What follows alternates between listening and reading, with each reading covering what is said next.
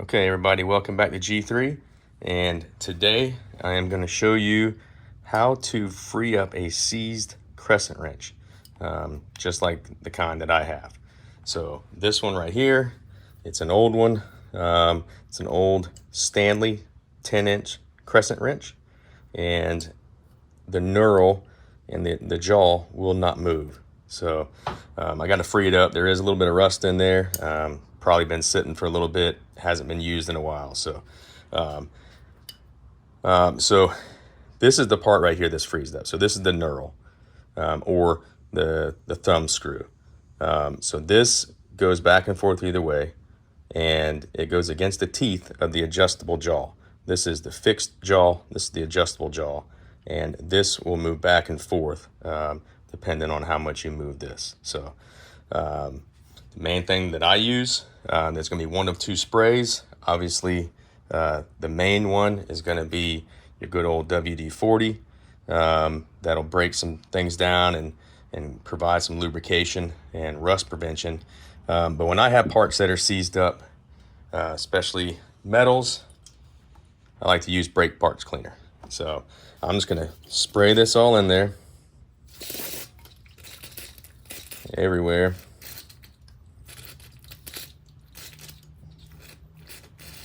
Even in the screw, that's right here.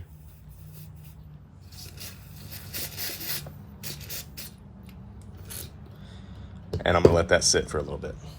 And then we'll come back and get to freeing that up. All right, everybody, back. Been sitting for a little bit. I'm gonna go ahead and just wipe some of this stuff off that's on the surface and kind of get in there a little bit if I can. Just kind of everywhere, and you can see I'm already getting off a good bit of dirt and rust and grime and grease. So one thing you can do with these kind of wrenches is you can take it apart if you want.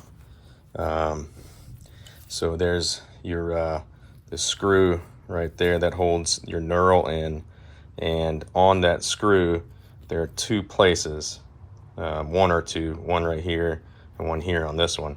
So you'd have to screw the screw in a little bit, machine those two little places out, because otherwise that screw will not come in. They'll stop right there, and then you can't get the screw out. So you got to basically drill it out, and then you can get your screw out, and then your knurl will come off. And inside the knurl, there's normally a spring, and then you can take it completely apart and clean it.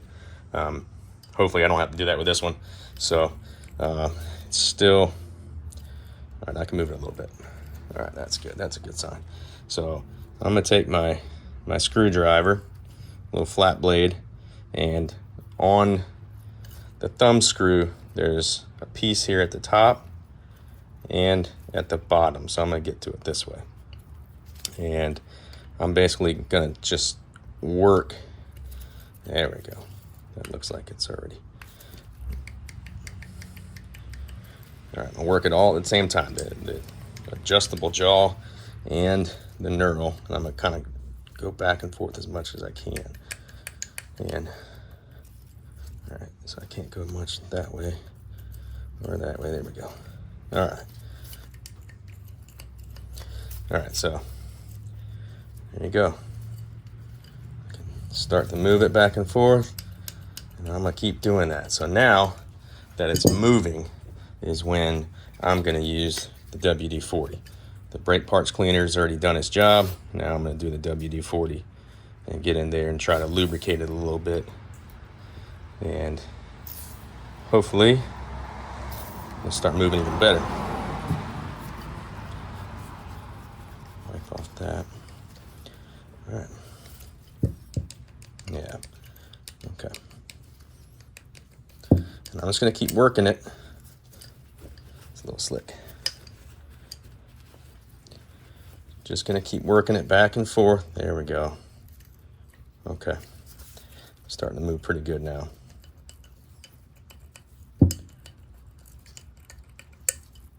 right, so now I can get in here a little more since that's moved.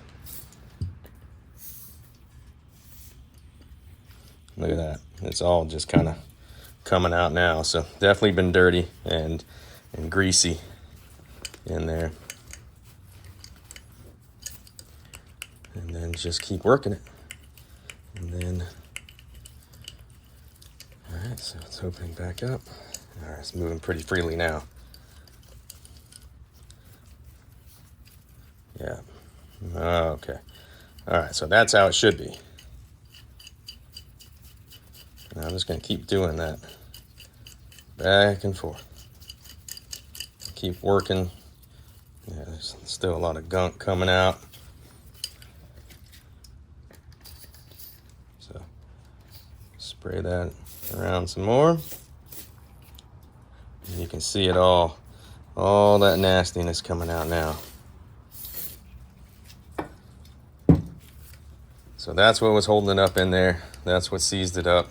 And instead of throwing it away, especially this is one that's been passed down to me from one of my uncles. So I don't want to just go and throw it away, or if it was a Craftsman, go and take it back to Lowe's and trade it in. I don't want to do that. I want to keep it. And it's still, as you can see right there, it's just fine. So a little bit of work, a little bit of brake clean and WD-40, and a couple minutes of your time. And there you go. Now you have a good working crescent wrench. All right, hope it helps. As always, if this has helped you in any way and you like the content, please like and subscribe and drop a comment if you want. Have a good one.